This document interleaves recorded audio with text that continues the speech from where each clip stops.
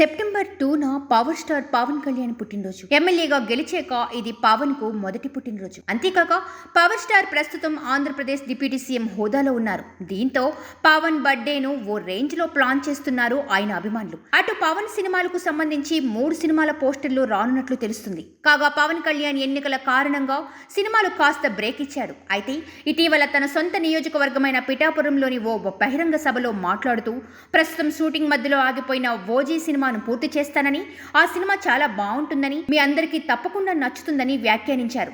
అందుకు సంబంధించిన ఏర్పాట్లు చేసుకోమని నిర్మాత డివివి దానయ్యకు పవర్ స్టార్ చెప్పినట్లు తెలుస్తుంది. ఒకసారి పవన్ కళ్యాణ్ షూట్ లో జాయిన్ అయితే షూట్ ఎక్కడా డిలే అవ్వకుండా చకచకా ఫినిష్ చేసేలా దర్శకుడు సుజిత్ అన్ని ఏర్పాట్లు ఫినిష్ చేశాడు.